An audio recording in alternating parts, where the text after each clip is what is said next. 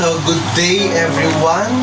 Today I will be discussing or assessing you to the topic English and American literature. But before we start, let us first read our instruction. In our instruction, read each item carefully and choose the best answer from the given choices. This exam assesses your understanding of key concepts in English and American literature, including major authors, literary periods, classic works, poetic form, and literary devices. Each question has only one correct answer. So, are you ready everyone? Okay, if you are ready, we will now proceed to our first question. So in our first question, who wrote the line where ignorance is bliss, it is folly to be wise? Again, who wrote the line where ignorance is bliss, it is folly to be wise? A. Robert Browning, B. William Shakespeare, C. Rudyard Kipling, and D. Edgar Allan Poe.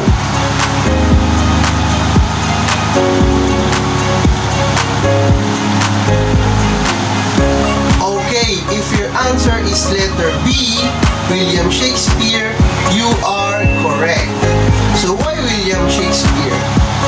So this line is commonly linked to Shakespeare due to his many famous quotes about wisdom, though the original source is Thomas Gray from his Ode on a Distant Prospect of Eton College. His literature, that's his literature title. Many students mistakenly attribute it to Shakespeare because of his influence on English expressions. So why not Robert Browning? So Robert Browning is known for psychological dramatic monologues like My Last Duchess. That's why he is not the answer. Another one, why not Rudyard Kipling? So because Rudyard Kipling wrote the Jungle Book, which focuses on British colonial themes. Another one is for Edgar Allan Poe. Why not Edgar Allan Poe? Because Edgar Allan Poe is famous for gothic, dark poems, and stories like The Raven. So, that's why they are not the answer. So, now, we will proceed. Now, I hope that you are correct in our first question. Now, we will proceed to the next one. Number 2 question. Which Bronte sister authored Jane Eyre? Again, which Bronte sister authored Jane Eyre? A. Anne Bronte, B. Emily Bronte, C. Charlotte Bronte, or D. Elizabeth Bronte?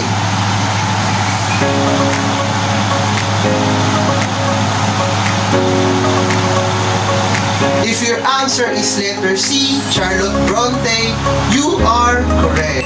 So why Charlotte Bronte? Charlotte Bronte is the author of Jane Eyre, a groundbreaking novel about a governess struggles with love, morality, and independence, combining gothic and feminist elements. So why not Anne Bronte? So Anne Bronte wrote Agnes Grey, focusing on a governess hardship. So that's why she is not the right answer. Another one is Emily Bronte, because Emily Bronte wrote Wuthering Heights, if you know Wuthering Heights, a dark, passionate love story on the Yorkshire moors. That's why she is also not the answer. And another one is Elizabeth Bronte. Why not Elizabeth Bronte? Because Elizabeth Bronte did not author any major works, or she did not write anything because she died young. So, I hope you are right for this question number 2. We will now proceed to question number 3. Which American author wrote Rip Van Winkle? Again, which American author wrote Rip Van Winkle? A. Nathaniel Hawthorne, B. Washington Irving, C. Mark Twain, or D. Herman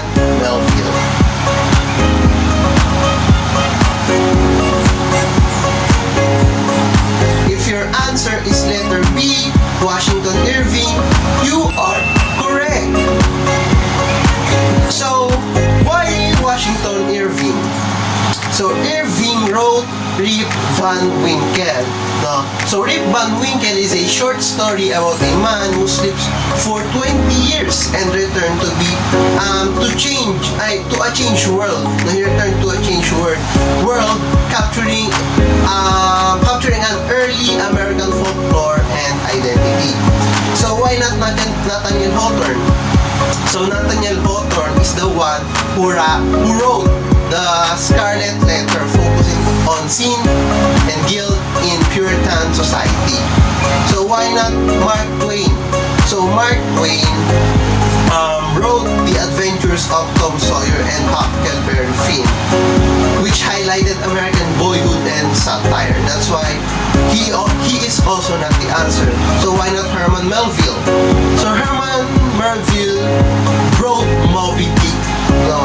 An epic about obsession and the sea. That's why he is also not the answer. So I hope you are correct in that question. We will now proceed to the next question. So, who is the author of The Good Earth? Again, who is the author of The Good Earth? A. Pearl S. Buck, B. Amy Tan, C. Maxine Hong Kingston, or D. Lisa C.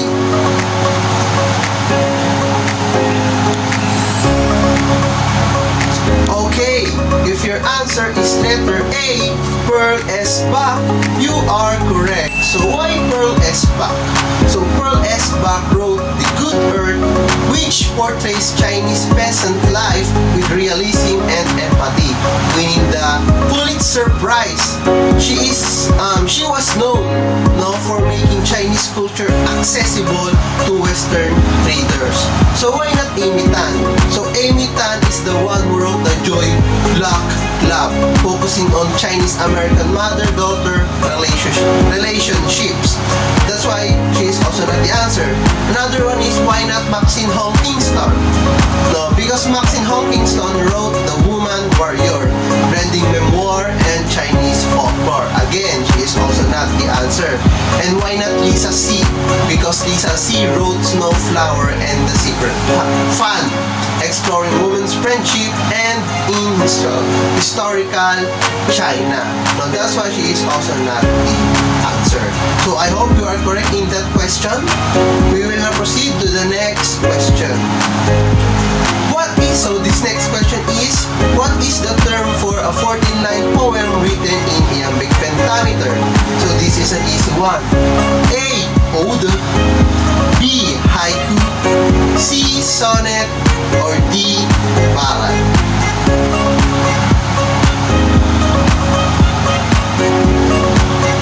So if your answer is letter C, sonnet, you are correct. So why sonnet? So a sonnet is a structured 14-line poem often about love or philosophical themes made famous by poets like Shakespeare and Petrarch. So why not ode? Because ode is a formal lyric poem praising someone or something. So why not haiku? Because haiku is a short Japanese poem that contains 575 syllables, often about nature. So why not ballad? Ballad is a narrative poem, often telling folklore stories with repetition. So I hope you are correct in these questions. And now we'll proceed to the next question. Which literary period is associated with Geoffrey Chaucer's Canterbury Tales? Again, which literary period is associated with Geoffrey Chaucer's The Canterbury Tales? A. Old English period, B. Middle English period, C. Renaissance period, or D. Neoclassical period.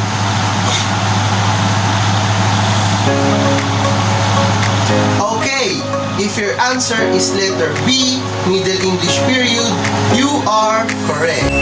Why? Chaucer wrote the Canterbury Tale in the Middle English period, showcasing varied stories told by pilgrims traveling to Canterbury, reflecting medieval individual livelihood. So, why not Old English period?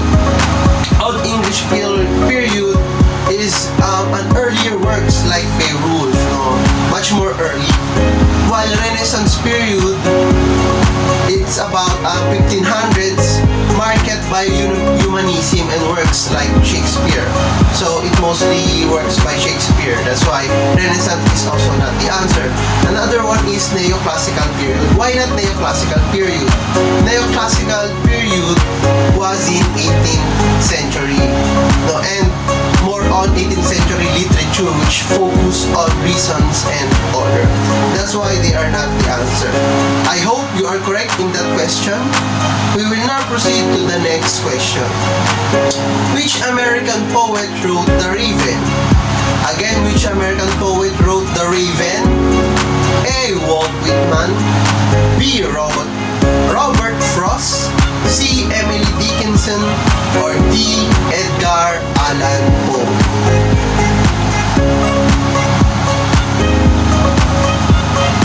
Okay, if your answer is letter D, Edgar Allan Poe, you are correct. Why? Poe wrote The Raven. The Raven is a haunting narrative poem about grief and loss, famous for its musicality, repetition, and dark atmosphere. Why not Walt Whitman? Because Walt Whitman wrote Leaf of Grass, celebrating nature and democracy. Why not Robert Frost? Because Robert Frost, known for rural and philosophical poems like The Road Not Taken. And why not Emily Dickinson?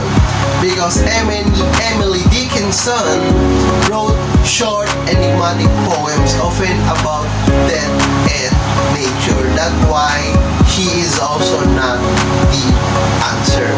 Now, I hope you are correct in this question again, and we will now proceed to our next question.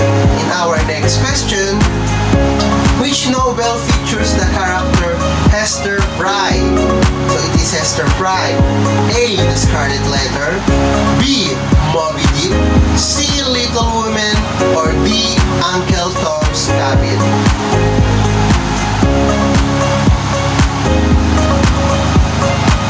Okay, if your answer is letter A, The Scarlet Letter, you are correct. So why? Nathaniel Hawthorne's The Scarlet Letter features Hester Prynne, a woman condemned for adultery in a strict Puritan community, exploring themes of sin, guilt, and redemption. Why not Moby Dick? Because Moby Dick is written by Melville's novel, about a Captain Ahab's, not Prime, it's Captain Ahab's hunt for the white whale. So why not Little Woman? Little Woman is Louisa May Alcott's novel about a March sister's coming of age.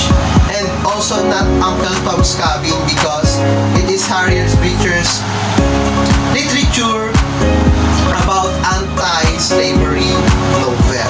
So I hope you are correct in this question, and we will now proceed to our next question. Which literary device involves giving human characteristics to non-human entities? Again, which literary device involves giving human characteristic to non-human characteristics? This is an easy one. A. Metaphor, B. Simile, C. Personification, or D. Hyperbole.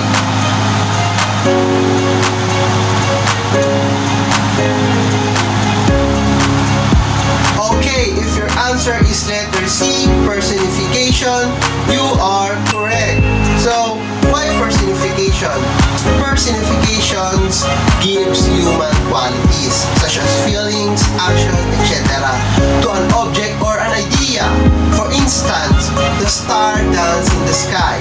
So, making the description vivid. So, stars is an object or a thing, and it doesn't have a human feature. And this phrase add human feature. That's why it is an example of personification. So, why not metaphor? A metaphor is a direct comparison between two unrelated things. Why not simile? Simile is a comparison using like or as. Why not hyperbole? So hyperbole is an intentional exaggeration. For instance, I am so hungry I could eat a horse. So that's why they are not the answer. We will now proceed to the next question. Who is the author of Leaf of Grass? This is probably the last question. Who is the author of Leaf of Grass? A. Walt Whitman, B. Robert Frost, C. Emily Dickinson, or D. Henry Wadsworth Longfellow?